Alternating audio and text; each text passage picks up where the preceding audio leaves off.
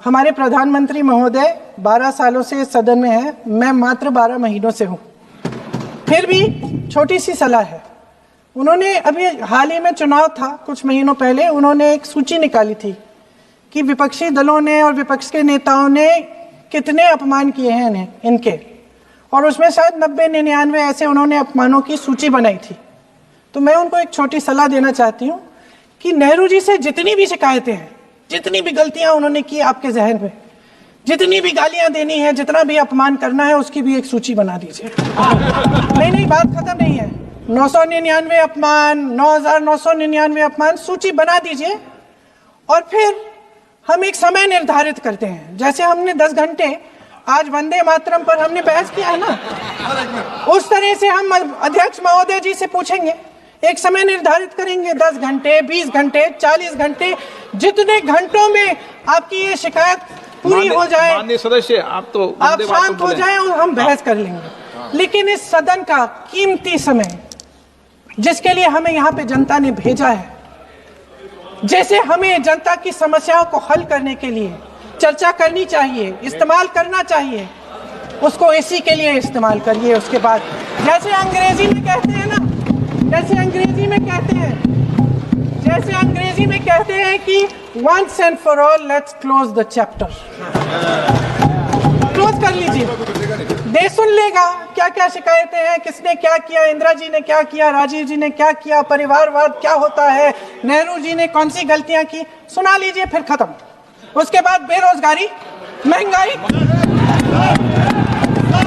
परिवार की समस्याएं, जो पीएमओ में हो रहा है उसकी बातें, उसकी चर्चा, जो बैटिंग ऐप के बारे में हो रहा है पीएमओ के अंदर, आप सदस्य प्लीज, जो एफस्टीन फाइलों में आपके मंत्री महोदय के नाम निकल आए हैं, माननीय उसकी चर्चा करेंगे। आप वंदे मातरम में बोले, आप इधर उधर डाइवर्ट मत हो।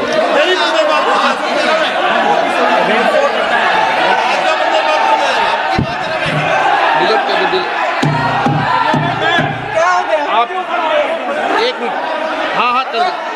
क्या हो गया? अंत में चली गए।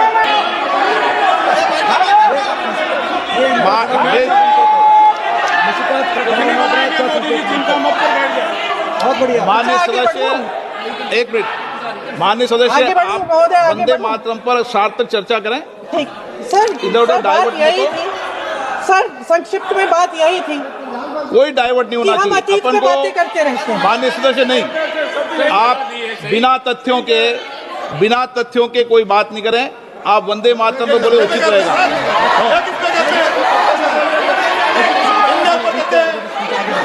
मैंने प्लीज, अध्यक्ष महोदय, मैं आपकी बात मानती हूँ, लेकिन बिना तथ्य के बहुत सालों के लिए ये हम पर आरोप डाल रहे हैं। हम चुपचाप सुनते हैं, इनको भी थोड़ी सी संतुलन होनी चाहिए, सुनने की थोड़ी सी हिम्मत होनी चाहिए। राजनीति है, हम बोलेंगे, आप वंदे मातरम बोलेंगे।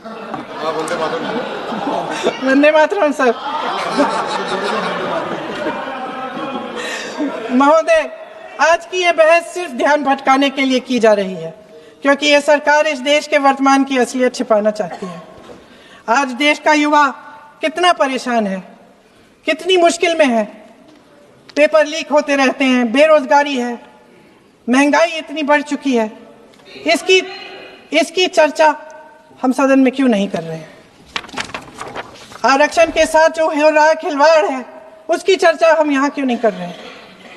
महिलाओं की बात होगी, बड़े बड़े ऐलान होंगे, मगर उनकी परिस्थितियों को सुधारने के लिए कोई ठोस कदम यहाँ क्यों नहीं उठाया जा रहा है?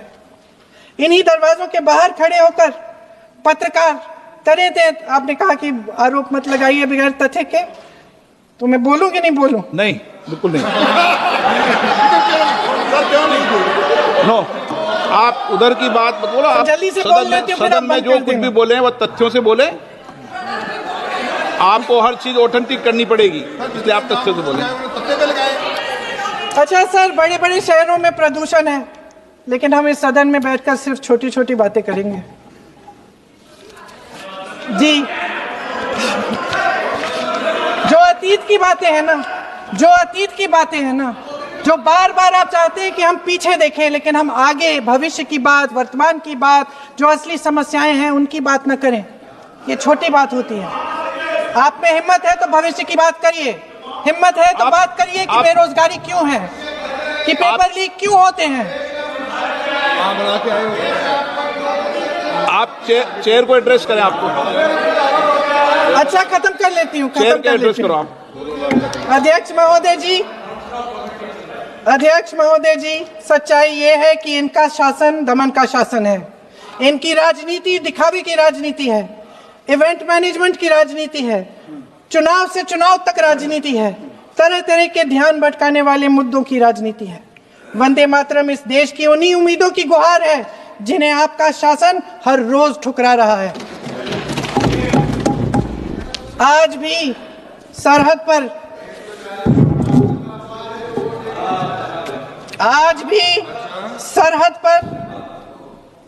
पर जवान जब दुश्मन का सामना करता है तो उसकी छाती में वंदे मातरम गूंजता है।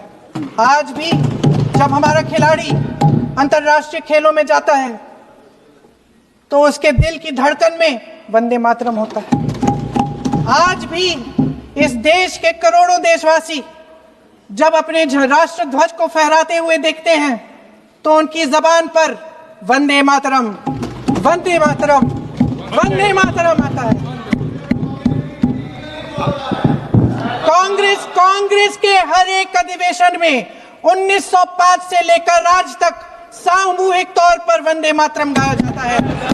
आपके अधिवेशनों में गाया जाता है कि नहीं, ये बताइए। अपने देश